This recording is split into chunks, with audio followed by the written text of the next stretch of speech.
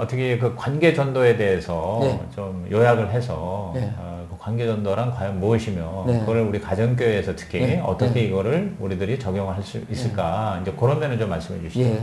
이 관계 전도는 이제 복음을 전하는데 복음을 예수님을 믿으라고 한다든지 네. 교회를 다니라고 한다든지 네. 또는 뭐 이렇게 복음을 막 설명하는 그런 것들이 아니고 네. 우선 관계를 맺자. 네. 내 주위에 있는 사람이든지 모르는 사람은 이제 관계 밖에 있는 사람들은 관계 밖에 있는 사람하고 관계를 맺고 네. 관계 안에 있는 사람들은 이제 복음을 받아들일 수 있도록 관계를 발전시키고 네. 그렇게 관계를 사랑의 관계, 신뢰의 관계, 희망의 관계로 만들어 놓고 네.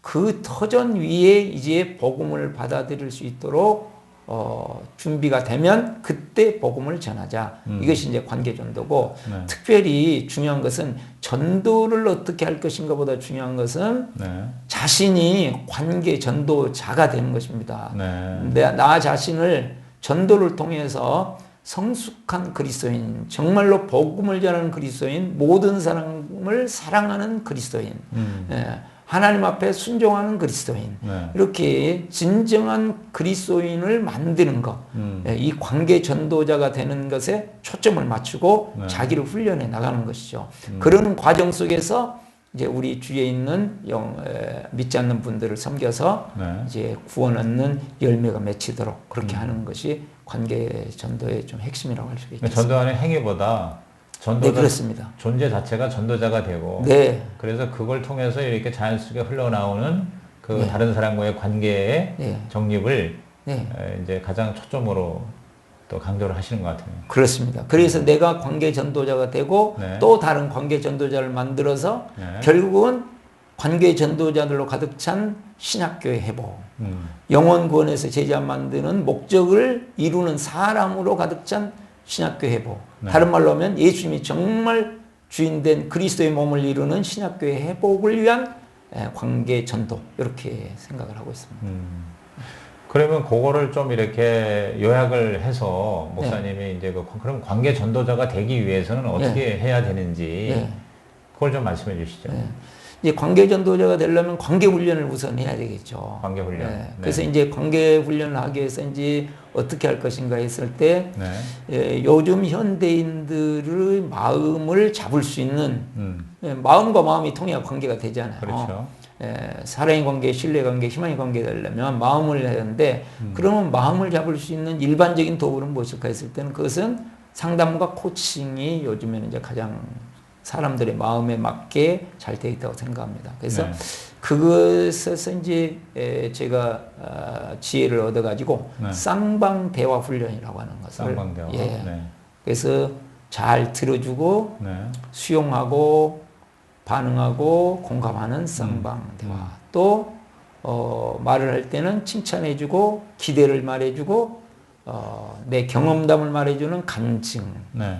또 말을 하면 너 뭐 이렇게 해가 아니고 내 생각은 이것이 좋은데 한번 생각해 보시죠 하는 아이용법. 그리고 이제 전도에서 쌍방대화에서 중요한 것이 질문을 사용하는 거죠. 그 질문은 우리 이제 목장 모임에서 핵심으로 가지고 있는 감사 나누기 또 기도 제목 나누기 이것을 이제 안 믿는 분들을 향한 것이니까 단어를 바꾸고 좀 개념을 바꿔서 좋은 일, 힘든 일. 좋은 일, 힘든 일. 질문을 좋은 일, 어떤 일이 일주일 동안 좋은 일이 있으셨나요? 그래서 자랑할 것, 재미있는 것, 뭐든지 좋은 쪽으로는 이렇게 얘기를 하시도록 그렇게 질문하는 것, 또 힘든 일, 가슴 아픈 일이 무엇인지, 고민이 무엇인지, 지금 살아가는데 뭘 해결해야 될 것인지 그런 문제를 서로 이렇게 얘기할 수 있도록 질문을 던지는 거죠. 그리고 질문한 다음에 잘 들어주고 반응해주고 공감해주고 칭찬해주고 이렇게 그렇게 하는 대화를 훈련해야 된다. 그러면 관계 전도자가 되기 위해서는 어떻게 되냐? 방법 이전에 행위 이전에 가장 중요한 관계 전도자가 되기 위해서. 그러니까 이제 관계 쪽으로는 이걸로 우리 이제 우리 주위에 있는 사람들과의 관계를 어떻게 맺을 것은 이걸로 하는데. 전도자가 돼야 되니까 그렇죠. 전도자가 되려면 네. 가슴에 복음이 있어야 됩니다. 가슴에 복음이. 예, 네. 이게 이제 가슴에 복음이 있다는 말이 무슨 말이냐 하면 네. 제가 이제 지금까지 주로 저 자신을 살펴보고 주위에 있는 사람들을 살펴보면서 깨달았던 것이 네. 참 거의 우리의 신앙이라는 것이 네. 머리로 깨닫고 있는 신앙이라는 것을 알았어요.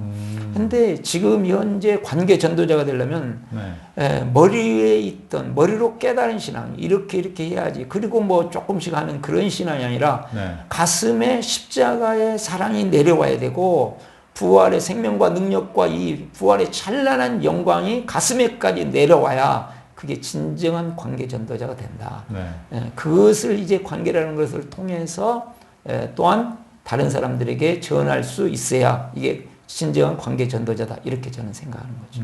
그 결국은 성령 받는 거네요. 성령 받는 거. 그렇죠. 성령이 임하시면 권능을 받고 네. 증인이 되는데 네. 머릿속으로만 예. 이해하고 교리적 신앙이 네. 아니라 네. 내 가슴에 불을 받아서 흔히 말하는 그렇습니다. 네, 성령 충만할 때 이제 결국은 관계 전도자가 될 수 있다. 그렇죠.